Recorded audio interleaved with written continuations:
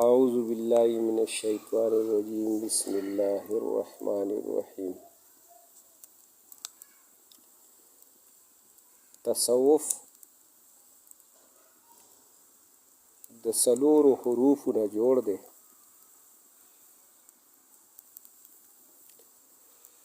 تا، صاد، واو، فا.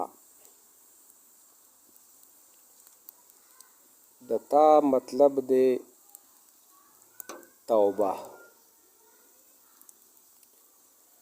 یعنی د تصوف اولنی پړاو دا ده چې سړی به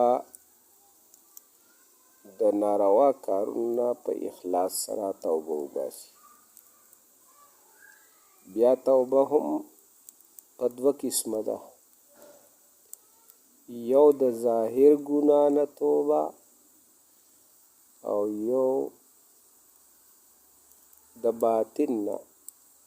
د ظاهر ګناه دا ده چې سړی په ظاهر اندامونو باندې د هغه نه وشي، او د باطن ګناه چې په زړه کې د ګناه خیال راځي، نو د دې دواړو نه به دی پرهیز کوي.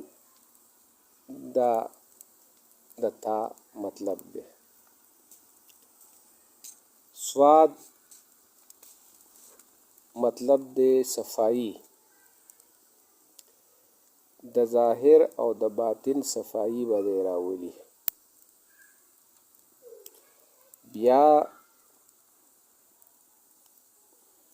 په صفائی کې د باطن صفائی په تصوف کې ډیره اهمه ده، او د هغې به مثال داسې والو چې یو لوښی دی، د ظاهر نه پورې ګندګي نښتې ده، خو دننه صفا دی، نو احتمال لرلی شي او جایز ده چې د هغې کې دننه څه پراته هغه خوړلی شي. خو که د ظاهر نه پاکي او دننه پکې لږه غونته پلیتي، نو ثابت رزق خرابوي. لہذا ځکه د ظاهر د صفایۍ نه اوله د باطن صفایي ضروري ده په تصوف کې، او چې دواړه یې نو نور علی نور دی. کله چې دا دوه خبرې راشي، نو الله به په ده فضل وکړي، ده ته به د ولایت مقام ملاو شي. خو که یو انسان د ولایت لپاره هم د الله رضا لټوي چې ما ته دې په ولایت ملاو شي، نو د تصوف والا په نیز باندې دغه ولایت هم بت دی. دغه هم د نفس خبره ده. لہذا دی به فا ته منتقل شي. د فا معنی ده فنا. دی به ځان د الله تعالی په ذات او صفات کې فنا کی، ځکه چې تصوف دویی نه مني